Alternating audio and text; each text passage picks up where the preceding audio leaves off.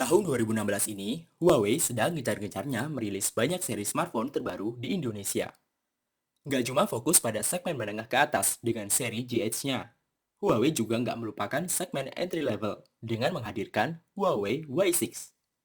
Lalu, apa spesifikasi yang diusungnya juga cukup memuaskan atau malah pas-pasan? Saya Arya dari Gadget Gaul dan inilah review Huawei Y6.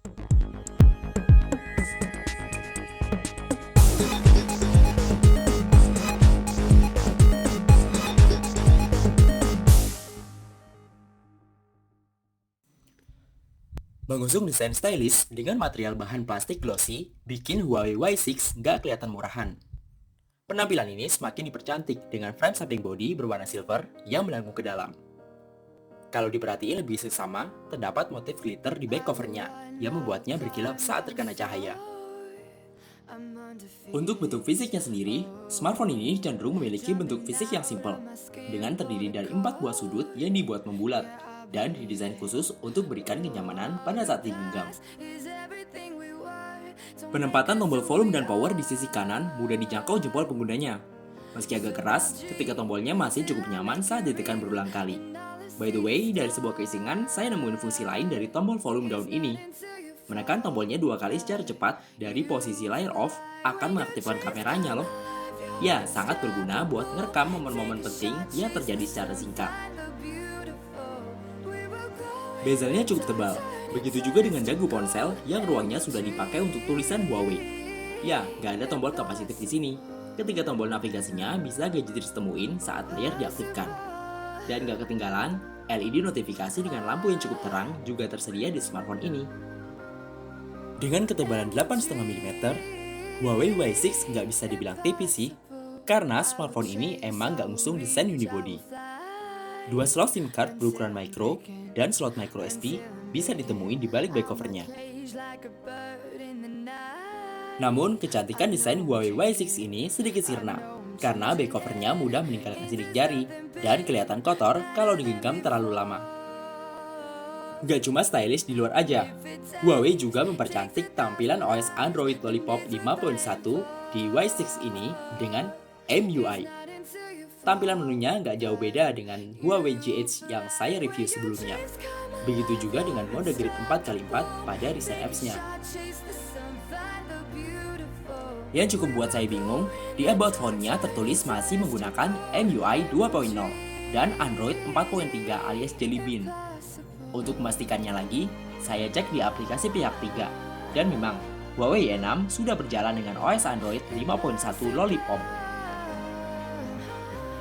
Berbagai fitur motion control seperti double touch to wake hingga 4 shortcut untuk menjalankan aplikasi pilihan dengan menulis huruf C, E, M, dan W dari posisi layar standby juga tersedia.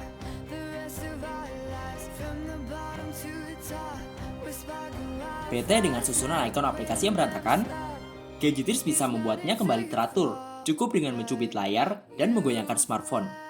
Tapi pastikan opsi shake di motion control-nya udah diaktifin ya. Menariknya, meski ukuran layarnya tergolong sedang, Huawei tetap menyematkan fitur One Hand di Y6 ini. Tampilan layarnya akan mengecil jadi 3 inci, dengan cara slide navigation bar-nya ke arah kiri, dan arah sebaliknya untuk mengembalikan ke mode awal. Sekilas mirip fitur yang ada di iOS, di Huawei Y6 ini, gadgeters juga bisa ngatur aplikasi mana aja yang boleh terhubung ke internet, baik itu via mobile data atau Wi-Fi.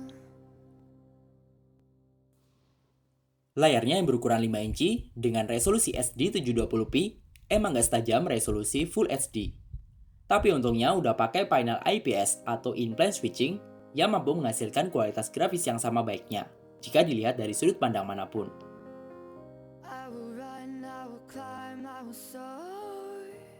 Yang disayangkan, layarnya mudah meninggalkan sidik jari seperti di back covernya dan tanpa lapisan kaca pelindung kayak Gorilla Glass atau Dragon Trail. Jadi saran saya, lebih baik pasang anti gores tipe anti glare ya, supaya layar Y6 ini tetap terlindung dan bisa meminimalisir bekas minyak dari jari kita. Mengusung prosesor quad-core Snapdragon 210 dengan clock 1,1 GHz yang masih 32 bit, performa Huawei Y6 juga terasa kurang smooth. membuka aplikasi, keluar dari menu aplikasi, dan berpindah antar aplikasi masih terasa ada jeda sepersekian detik. Padahal kapasitas RAM-nya udah 2 GB. Dugaan saya sih, tampilan antarmuka MIUI terbaru ini dirasa terlalu berat untuk hardware yang diusung Y6, sehingga malah mengorbankan performanya. Untuk bermain beberapa game bergrafis tinggi kayak Modern Combat 5, Rayman Adventure, dan Riptide GP2, lag-nya sangat terasa di awal. Saya menyarankan untuk clear RAM sebelum bermain game, untuk mengurangi beban di memorinya. Absennya sensor gyroscope untuk menikmati konten VR atau virtual reality yang sedang tren saat ini jadi salah satu kekurangan smartphone Huawei Y6. Meski resolusinya hanya 8 megapiksel, kamera utama Y6 ini nggak terlalu mengecewakan di tempat yang minim cahaya, karena sudah menggunakan bukaan lensa f2.0 yang besar. Tombol shutternya cukup cepat dalam mengambil foto, namun untuk melihat hasil fotonya masih terdapat jeda sepersekian detik. Autofokusnya juga cepat dalam membidik objek foto, meski belum secepat PDAF atau laser autofocus, namun udah cukup memadai lah ya. Ada pula pilihan all focus yang memungkinkan gadgeters memilih area pemfokusan setelah mengambil foto. Menarik ya?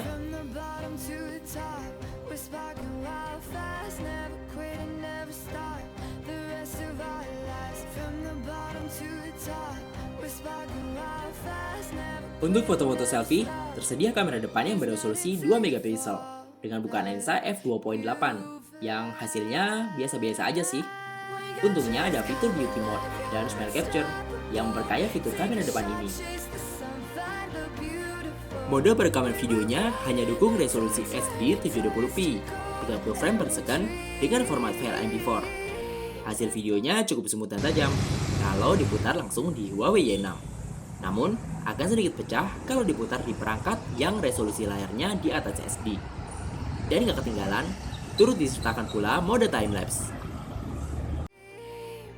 Setelah dipakai buat ngambil banyak foto, saya cukup puas dengan gambar yang didapatkan lewat kamera smartphone ini. Hasilnya cukup tajam, meski saya akui untuk beberapa kondisi hasilnya terkadang overexposure. Pewarnaannya natural, dengan saturasi yang nggak terlalu ngejreng. Fitur HDR-nya cukup oke. Buat foto remang-remang, juga hasilnya nggak terlalu ngecewain, karena white balance di kamera smartphone ini lumayan bisa diandelin. Untuk meminimalkan noise, single LED flash di kamera belakang cukup membantu. Seperti di Huawei GH, penempatan speaker Y6 ini juga ada di bagian bawah. Keluaran suaranya cukup lantang untuk ukuran smartphone sekelasnya.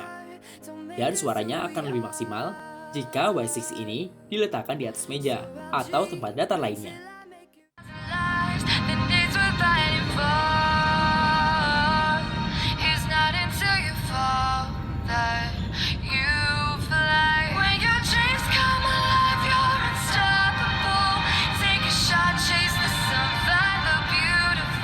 Untuk kebutuhan smartphone sekarang, yang setiap waktunya haus akan internet, kapasitas baterai 2200 mAh di Y6 ini terbilang kecil. Ya, screen on time-nya sekitar 3,5 jam sampai 4 jam. Dan kalau charge full jam 6 pagi, harus ngisi ulang baterainya sekitar jam 4 sore, supaya bisa tetap eksis sampai malam harinya. Sebagai catatan, itu untuk penggunaan yang relatif sedang, kayak main game, browsing ringan, sedikit foto-foto, sampai cowok-cowok dan ngeboin gebetan di media sosial. Kalau baterai kritis dan masih harus pakai Y6 untuk keadaan darurat, gadgeters bisa aktifin mode Ultra Power Saving di panel notifikasi, yang akan mengubah tampilannya jadi hitam putih, dan akses menunya sebatas panggilan telepon, kontak, dan SMS.